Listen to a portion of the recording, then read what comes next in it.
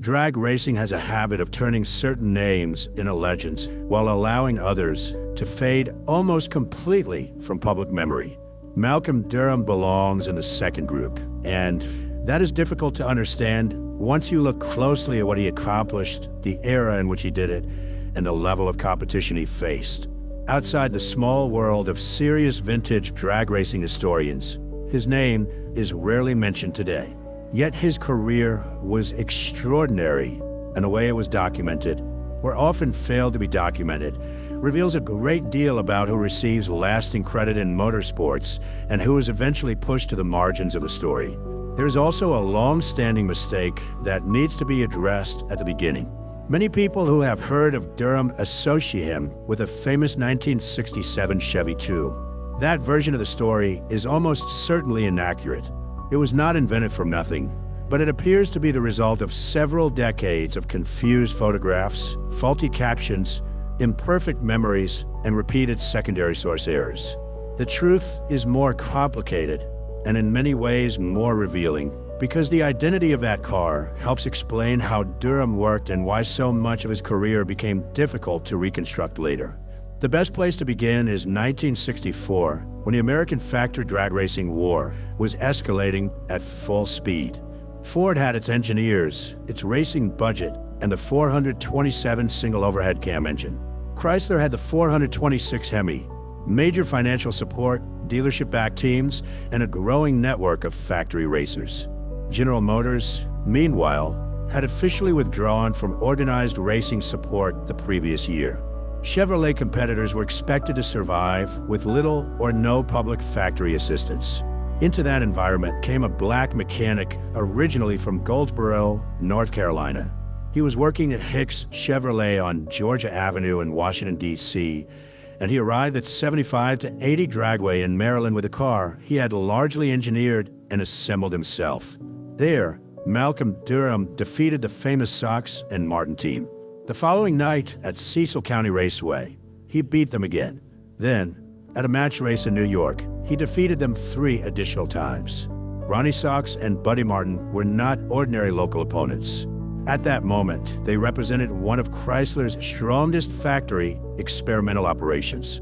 They had recently won the Winter Nationals and were widely regarded as one of the most dangerous factory-supported combinations on the East Coast. Yet a mechanic from a Washington Chevrolet dealership, working without a large corporate budget or a staff of factory engineers, defeated them 5 consecutive times. That is the scale of Malcolm Durham's story. He would later be named among the 50 greatest drivers in drag racing history. Newspapers, racing publications, fellow competitors, and later ESPN repeatedly described him as drag racing's equivalent of Jackie Robinson, the first black superstar to establish himself at the sport's highest professional level. By the end of the 1960s, Durham was reportedly earning an average of $800 for a single match race appearance, placing him among the best-paid drivers in the country regardless of race. Despite all of that, most modern racing fans have never heard his name. Malcolm Bernard Durham was born on September 29, 1939. He grew up on his family's farm near Goldsboro in Wayne County, North Carolina, surrounded by tobacco fields, dark agricultural soil, tractors, and machinery that constantly required repair. His earliest practical education in mechanics came from operating and maintaining farm equipment. Years later, Durham explained that driving tractors had introduced him to machines and created the interest in vehicles that eventually shaped his life. It was a modest description of an experience that would ultimately lead him into the top ranks of American drag racing. That restraint was typical of Durham. People who knew him often remembered a calm, quiet, and unassuming man, even though promoters later marketed him under a loud, confrontational nickname. As a young adult, Durham moved to Washington, D.C. He enrolled in a technical trade school, studied automotive work, and found employment as a mechanic at Hicks Chevrolet, located at 5929 Georgia Avenue in the upper northwest section of the city. Hicks Chevrolet would become central to his racing career because it connected him to people inside Chevrolet who were still quietly supporting competition even after General Motors had publicly stepped away from racing. Through the dealership, Durham came into contact with Joe Pike, Chevrolet's national sales promotion manager. Pike was involved with the Corvette road racing program and also helped manage a concealed drag racing effort that continued behind the official corporate ban. When Chevrolet released its first 427 cubic inch Z11 engines in 1963, Pike made certain that Durham was among the earliest racers in the Washington area to obtain one. To understand how significant that was, it is necessary to understand what drag racing had become by 1963. During the late 1950s and early 1960s, the major American manufacturers had recognized that racing could sell cars. The principle was simple. Success on Sunday could influence showroom traffic on Monday. Organizations such as the NHRA established stock and super stock categories, and for a brief period the sport appeared likely to develop into a reasonably controlled competition between modified production cars. Instead, the manufacturers pushed the rules until the categories became increasingly extreme. Ford introduced cars such as the Thunderbolt. Chrysler supported the Ram Chargers and produced lightweight Plymouths and Dodges with powerful engines, radically altered weight distribution, and increasingly experimental construction. Engines grew larger, body structures became lighter, wheelbases began moving, and the meaning of the word factory became whatever manufacturer could persuade officials to accept. General Motors announced its racing ban in January 1963, but Chevrolet competition did not simply disappear. Much of it went underground.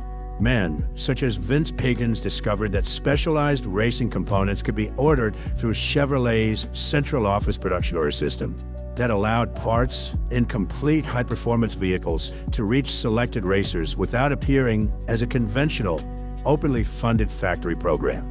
Durham would benefit from that hidden network more than once, including years later when he obtained an aluminum block ZL1 Camaro. By 1963, the factory experimental categories had become a moving target. Cars were evolving faster than officials could write regulations.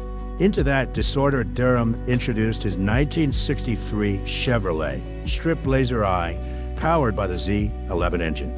On its first outing at 75 to 80 dragway, the car ran 12.01 seconds. The year before, using his older 409 combination, his best elapsed time had been 12.26. The new car immediately moved him into a different competitive level.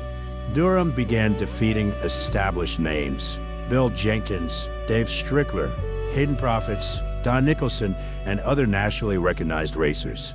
Track operators noticed. Telephone calls began arriving, and match race invitations followed. Match racing was the economic center of professional drag racing during that period. A track promoter would guarantee two well-known drivers an appearance fee to compete in a series of head-to-head runs, often best of 3 or best of 5. The races were designed to sell tickets. Ford against Chrysler attracted crowds. Chevrolet against Mopar attracted crowds. A visiting star facing a local favorite attracted crowds. The promoter earned money at the gate, and the racers were paid for appearing whether or not the event fit neatly into a national championship system. Winning a major national event could bring a few $1,000s, but a busy weekend of match racing could produce similar or even greater income without requiring a driver to spend days qualifying through a formal eliminations ladder. The system rewarded speed, reputation, and entertainer value. Durham had all three. He drove a Chevrolet during the height of the factory wars. At tracks dominated by Chrysler fans, spectators came to see whether the man from Washington could be beaten. At tracks filled with Chevrolet loyalists, fans came because Durham represented their brand. His identity made him distinctive, but his performance made the bookings last. Promoters might invite a novelty once. They invited Durham repeatedly because he won. After General Motors reduced visible support, Durham studied what Ford had achieved with the Thunderbolt and decided he could create something better. He bought a new 1964 Chevelle and installed the Z11 427. The conversion, however, went far beyond a simple engine swap. Durham moved the engine approximately 8 inches rearward from the factory position. Shifting several hundred pounds toward the center of the chassis transformed the the car's launch characteristics. More weight could transfer effectively onto the rear tires, improving traction and reducing wheel spin. In drag racing, that could determine the difference between losing time at the starting line and making a clean, hard run. The modification was also difficult to detect. Durham later acknowledged that he had installed the engine in a way that most observers would not immediately notice. This was not accidental craftsmanship. It was a deliberate attempt to gain a competitive advantage while preserving the outward appearance of a legal factory-style machine. The hidden setback may have been the most important engineering decision of his career. It allowed an independently built Chevrolet to challenge and defeat far better funded factory teams. The work required precision. This was not an improvised farmyard conversion. The engine placement, driveline alignment, chassis balance, and body fit had to be carefully controlled. The resulting car became Strip Blazer II, the Chevelle that defeated Sox and Martin 5 straight times. By the end of 1964, Durham had become one of the most requested match racers on the East Coast. Around this period, promoters began using the nickname the DC Lit. The name suggested a loud, boastful personality, but it was largely a marketing invention. Durham's public relations man, Monk Reynolds, created the image by borrowing from Muhammad Ali's ability to turn verbal confidence into publicity. The persona helped sell races, but it bore little resemblance to Durham's actual character. Most people who met him described him as soft-spoken, humble, and courteous. The next season brought another stage of development. Strip Blazer III received 1965 bodywork and Chevrolet's new 396 cubic inch big block engine, the so-called porcupine head design that would become one of the company's most famous racing power plants. Durham then added mechanical fuel injection and ran the engine on nitromethane. The combination produced a best performance of approximately 9.56 seconds at 150 miles per hour. A standard 1965 Chevelle SS might have needed roughly 15 seconds to cover the quarter mile under good conditions. Durham's machine belonged to another world entirely. That same year, his relationship with Hicks Chevrolet also brought him a personal road car. When the 201 Chevrolet Chevelle Malibu Z16 SS 396 models built for 1965, it was one of the rarest production Chevrolets of the decade. Reports indicate that the car survived and remained in Maryland, a fortunate exception in a story where many of the original race cars were eventually destroyed, rebuilt, or lost. The greatest confusion in Durham's historical record begins with the car he constructed for 1966. Until then, his major machines had evolved from production automobiles. The new car was different. It was a true purpose-built drag racer with a custom tubular chassis and a lightweight fiberglass body. The body style was a 1966 Chevrolet Corvair. Underneath, however, there was nothing resembling the Corvair's original air-cooled flat-six drivetrain. Durham installed a Chevrolet big block V8 and burned nitromethane. The car competed in the emerging funny car category, which was only beginning to become formally organized. With this machine, he won at US 30 Dragway and ran in the 8-second range using injection and nitro. For 1967, Durham added a supercharger. The car improved to approximately 7.98 seconds at 178 miles per hour, placing it among the quickest machines of the period. This is almost certainly the car later misidentified as a Chevy II or, in some sources, as a Camaro. Even the NHRA's own official profile of Durham, prepared during the organization's 50th anniversary era, described the 1966 car as a tube-frame Camaro. That cannot be correct because the Camaro did not appear until the 1967 model year. The error shows how easily mistakes become accepted when they appear in an official summary. The Corvair, Chevy II Nova, and early Camaro were all compact Chevrolet products from roughly the same era. In low-quality black and white photographs, newspaper reproductions, trap programs, and aging promotional flyers, the shades could be confused by someone working decades later. Match race events were not documented with the same care as major national championships. A blurred photograph from Cecil County or US 30 might show Durham beside a small Chevrolet, and a rider relying on memory could simply label it a Chevy 2 because that was the compact Chevrolet most familiar to them. Period photographs preserved by recognized drag racing archives show the Corvair body. Vintage image listings with original captions identify it as a Corvair. Discussions among longtime Corvair enthusiasts and veteran drag racing followers also support that identification. The official NHRA summary appears to contain an error, and later writers repeated or altered it.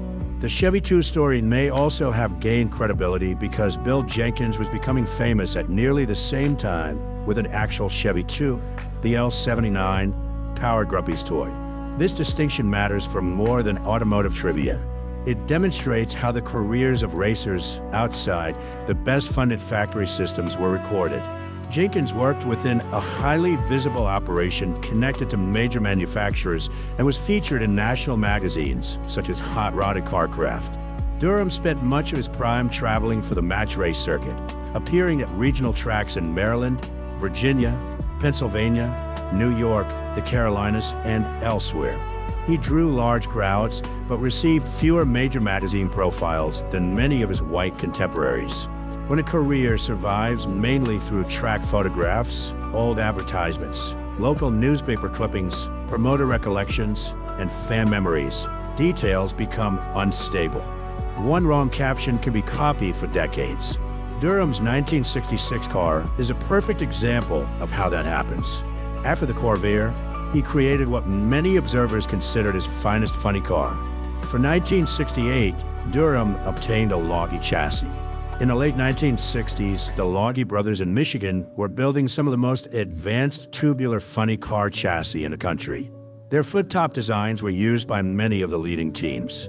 Durham's Strip Blazer 6 combined a 1968 Camaro body with a Logie chassis.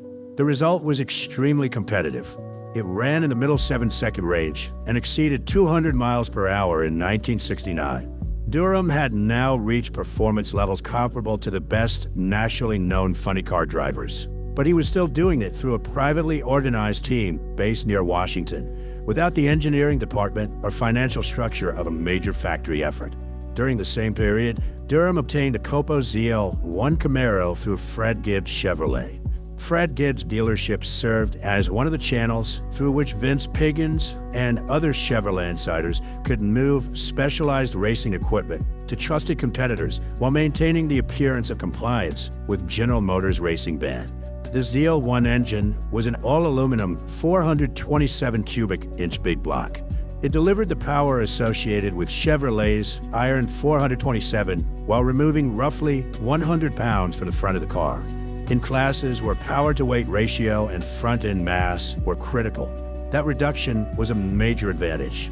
Durham used the car in early pro stock and experimental superstock competition. At the height of his popularity in the late 1960s, he averaged about $800 for each match race booking.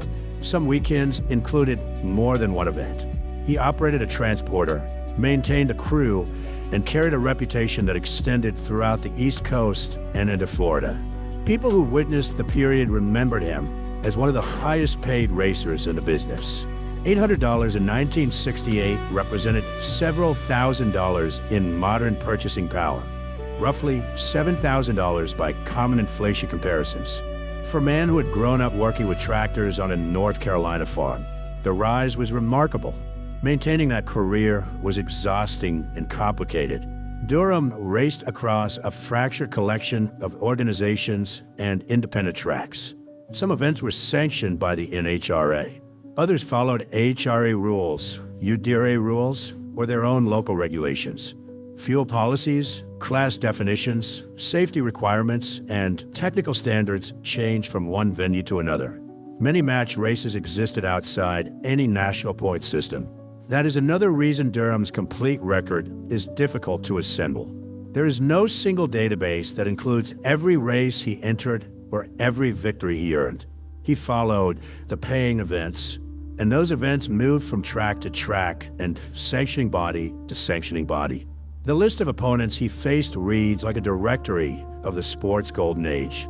He raced Dino Don Nicholson, a driver who changed manufacturers repeatedly but remained competitive in almost every car he drove. He faced Dick Harrell, widely known as Mr. Chevrolet, who later died in a funny car accident at Rockingham in 1971.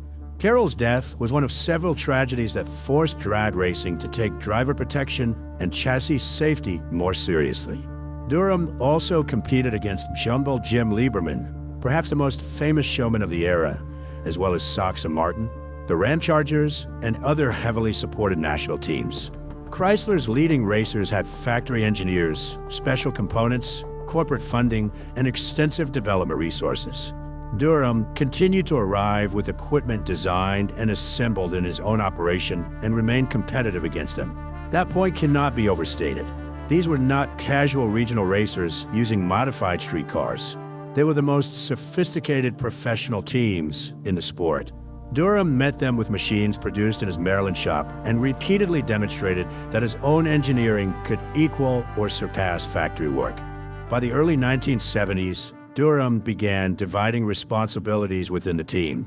He hired Lee Jones to drive the funny car, while Durham concentrated more heavily on pro stock. In 1973, he built a Chevrolet Vega for pro stock competition.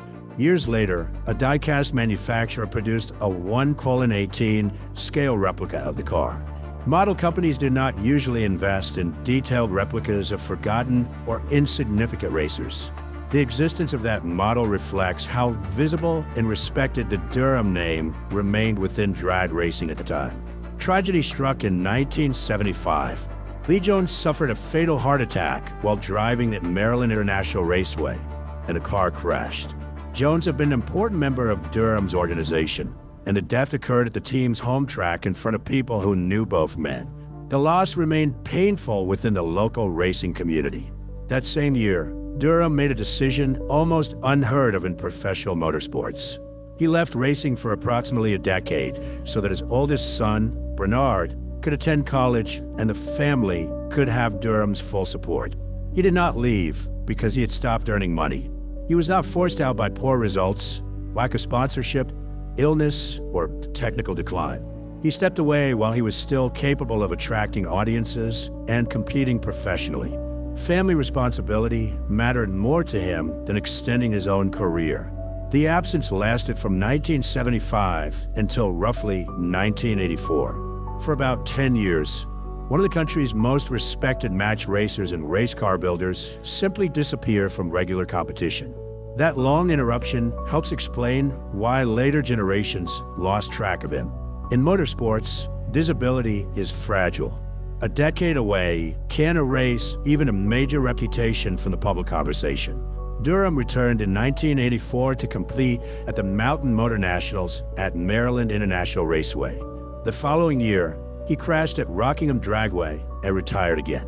In 1989, he built an accurate recreation of his 1965 factory experimental Chevelle. He raced the car at Budds Creek against Don Nicholson and Arnie Beswick in an event that anticipated the later nostalgia racing movement. Organized nostalgia drag racing had not yet developed into the large structured category it would become. Durham was already recognizing that the machines and rivalries of the 1960s deserved to be recreated and preserved for the fans who remembered them. His wife, Dolia, shared his life for 45 years. Together they raised 3 sons, Bernard, Reynard, and Brian. All 3 became involved in racing. Bernard drove, while Reynard and Brian established careers as professional engine builders. Racing did not merely remain Malcolm Durham's occupation. It became part of the family's identity. Even in his later years, Durham continued operating a performance shop near Washington, D.C. Enthusiasts remembered bringing project cars to him during the early 2000s. Visitors described seeing old racing photographs displayed on the walls and listening as Durham explained the history behind the cars. One enthusiast recalled spending an hour simply talking with him about Chevelles. The descriptions from people who met him are remarkably consistent. He was remembered as a fierce racer, an exceptional mechanic, and a genuinely kind man. Any honest account of Durham's career must also confront what it meant for a black driver to pursue professional drag racing in the American South during the 1960s. Durham did not pretend that the road had been easy. In later interviews, he said directly that his team encountered serious problems in the South because many people did not want to accept them. The statement was restrained, but the reality behind it was not. Durham traveled through an era of segregation, open racism, unequal treatment, and physical danger. He entered tracks, towns, restaurants, hotels, and business negotiations where his presence could provoke hostility before he ever started the engine. Yet, Durham also understood that being the first highly visible black star in the sport gave him a form of market power.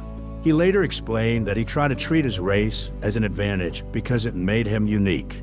Turning that visibility into economic strength required discipline and unusual strategic intelligence. Promoters knew that a match between a black Chevrolet driver and a white factory-backed Mopar star would draw attention. Some spectators came for honorable reasons, others did not.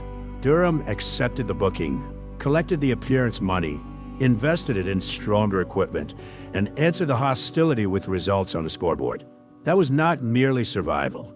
It was a deliberate conversion of prejudice and public curiosity into resources for an independent racing program. When ESPN called Durham drag racing's Jackie Robinson in its obituary, the comparison referred to more than being first.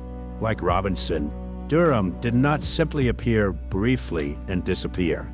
He sustained a career at the highest level, competed against the most established figures in the sport, and proved that a black racer could become a national attraction, a top earner, a respected engineer, and a consistent winner. Messages left after his death by racers and fans who had watched him during the 1960s and 1970s repeatedly described him as an inspiration. Black competitors of the period understood that Durham's success showed them professional drag racing was not an impossible destination. His achievements expanded what others believed they could pursue.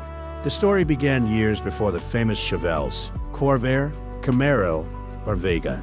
Durham's first known trophy came from a race in 1957 at Easy Street Drag Strip in Newton Grove, North Carolina. He was only 17 or 18 years old and drove a 1956 Chevrolet rated at 225 horsepower. He won, and the trophy remained in the Durham family home in Lanham, Maryland, decades later. That small object connects the entire arc of his life. A teenager raised on a farm in Wayne County learned to understand machines through tractors, won his first drag race in a modest Chevrolet, moved to Washington, became a dealership mechanic, engineered some of the fastest Chevrolets in the country, defeated the leading factory teams, and was eventually recognized as one of the 50 greatest drivers in drag racing history. And the famous compact Chevrolet was a Corvair, not a Chevy 2.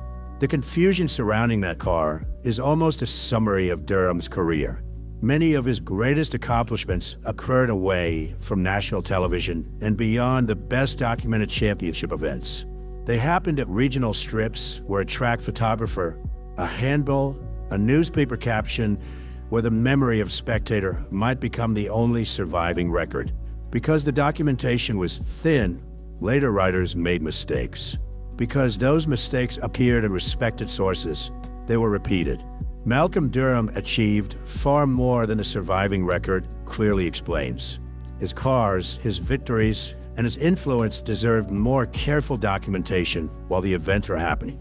Correcting even part of that history matters now. The first place trophy from 1957 survived and reached the family home in Lanham. The young man who earned it reached the highest level of his sport and entered the official list of drag racing's 50 greatest drivers. Those are the essential facts, and they're extraordinary